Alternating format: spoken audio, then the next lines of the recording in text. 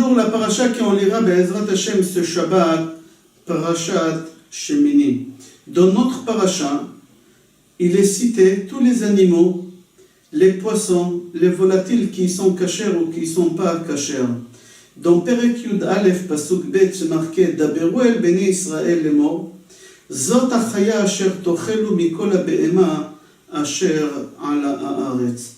Dans notre paracha, elle nous dit en détail tous les signes que l'animal il doit avoir pour qu'il soit caché. Que ce soit un animal, ou un poisson, ou un oiseau. Qu'est-ce qu'on a le droit de manger, qu'est-ce qu'on n'a pas le droit de manger. On va faire une petite répétition rapide, révision plutôt rapide, des signes des choses qu'on a le droit de manger. Dans l'animal, c'est marqué Mafreset parsa veshosat shesa. Mafreset parsa qu'elle a les sabots fondus, mais fondus jusqu'au bout, pas comme le cheval. Le cheval, il est fondu, mais pas jusqu'au bout, que la moitié. Et c'est pour cela il est pas. C'est une des raisons pourquoi il n'est pas caché, il ne rumine pas. Mais c'est une des raisons pourquoi il n'est pas caché.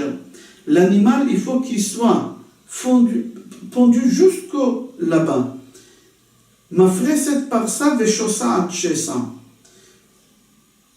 C'est marqué aussi Ma'alat gera. Deuxième condition, il faut qu'elle rumine. Rachid explique c'est quoi ruminer, qu'elle avale la nourriture, elle gire un peu et après elle vomit tout dans sa bouche et elle mâche encore et elle avale à nouveau.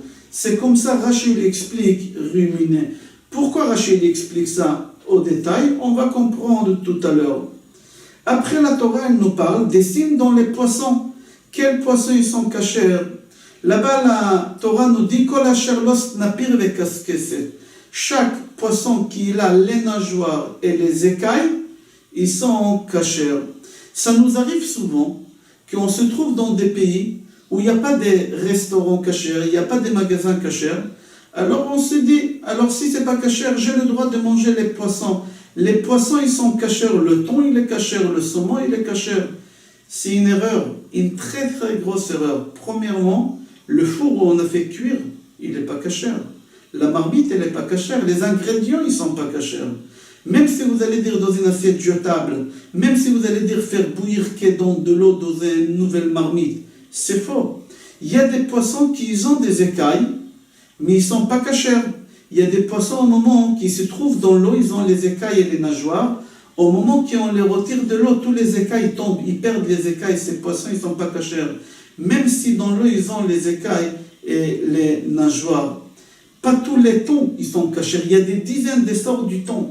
On arrive au magasin, au casino, je ne sais pas quel magasin, et on achète des boîtes du thon à l'eau. On dit, il n'y a rien, c'est du thon, le thon, il est caché. À l'eau, il n'y a rien. C'est faux et archi faux. 80% des thons qu'il y a dans le monde, ils ne sont pas cachés. On n'a pas le droit de les manger. Pas tous, ils ont des écailles. Alors, il faut faire très, très attention. Les volatiles, qu'est-ce qui est caché, qu'est-ce qui n'est pas caché? La Torah ne parle pas exactement des signes pour les volailles qui sont cachées. La Torah seulement, elle nous parle, elle nous dit, elle nous cite les noms des volailles qu'on n'a pas le droit de les consommer. C'est marqué, regardez dans la paracha, Hanesher, Aperes, Aazvinia, Adaa, Aaya, Achasida, etc. Donc, Mara Choulin, page Samer Gimel Amoud Aleph, elle pose la question, pourquoi on l'appelle Chassida? C'est le signe. Chassida. En hébreu, Chassida, c'est quelqu'un qui est gentil avec les autres, qui a la bonté avec l'autre. Pourquoi cet animal, on l'appelle qu'il a la bonté avec les autres? C'est le signe en français. Là-bas, la Gemara, elle répond, parce qu'elle fait la bonté avec ses amis. Au moment qu'elle trouve la nourriture, elle appelle toutes ses copines qui viennent partager avec elle le repas. Le Tosfot, donc Gemara Baba Metzia, page même Amoud Aleph, pose la question. Il y a aussi des rats qui, au moment qu'ils trouvent la nourriture, ils appellent toute leur famille, toutes leurs amis qui viennent manger avec eux la nourriture qu'ils ont trouvée. Alors pourquoi le rat, on l'appelle rat?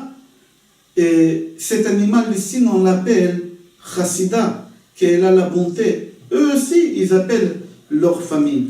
Là-bas, le Tosfot répond et dit, certes, la Sine, elle appelle, mais la Chassida, elle appelle, mais quand elle trouve dans la voie publique, et elle a raison d'appeler ses copines, elle est gentille. Mais le rat, il appelle toutes ses amies quand il trouve chez des gens à la maison, dans des stocks de farine qui viennent partager avec lui, qui viennent voler avec lui. Et c'est pour ça on l'appelle rat. Mis à part que des fois, lui, il abîme des choses sans raison. Sans raison. C'est pour ça on l'appelle rachat. C'est connu que les rats, ils mangent des fils d'électricité dans la voie publique, en bas dans les égouts, et ça fait des coupures des rues et des rues entières. Et qui a coupé? C'est les rats. C'est-à-dire, c'est des animaux qui ils font tout gratuitement, méchamment et gratuitement. C'est ça la différence qu'il y a.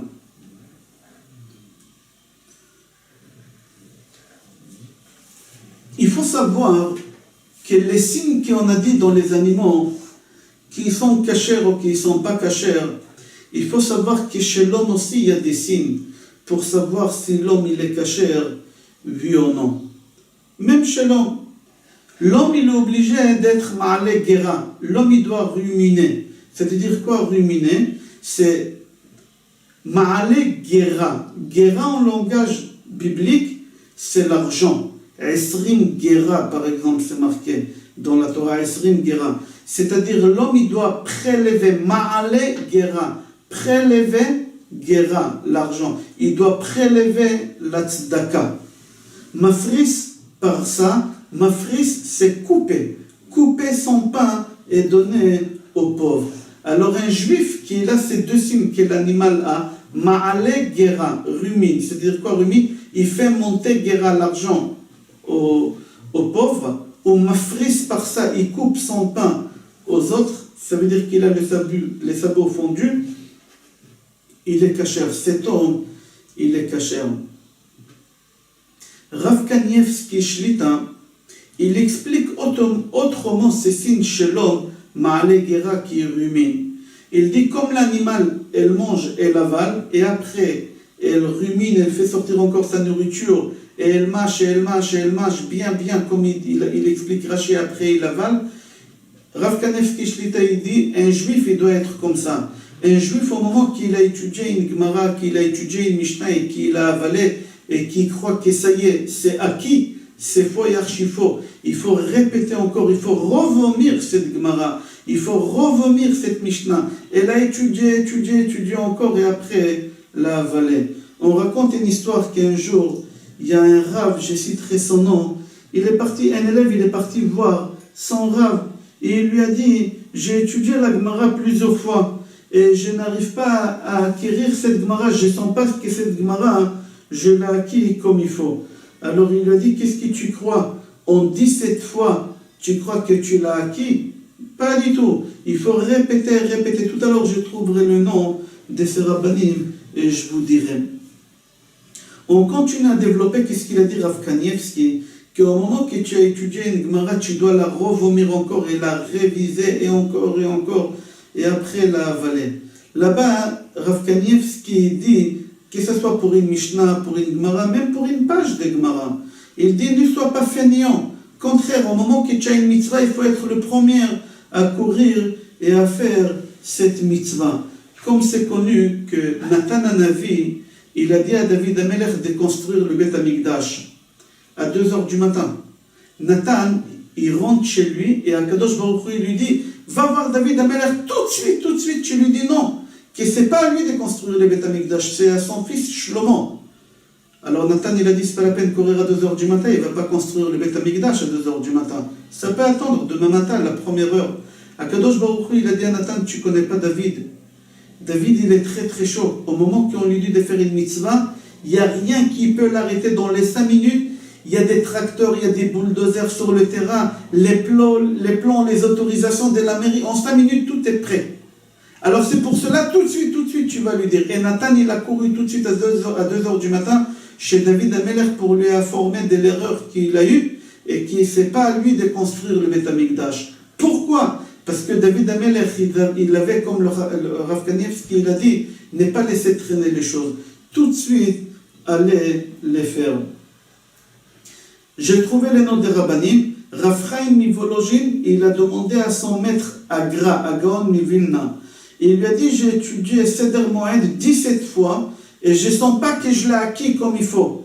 À Gaon Mivilna, il lui a dit, qu'est-ce que tu crois 17 fois et déjà tu crois que tu peux acquérir une chose pareille. Alors Rav Chaim Mivolojin, il a dit, combien de fois il faut étudier pour acquérir quelque chose? Il lui a dit, En lo shior, on ne peut pas savoir.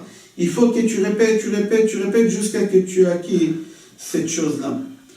Alors on a parlé chez l'homme, Ma'ale Gera Mafris par ça. Encore des signes chez l'homme, c'est marqué concernant le poisson, Snapir Vekaskeset. Il faut qu'il ait des nageoires et des écailles.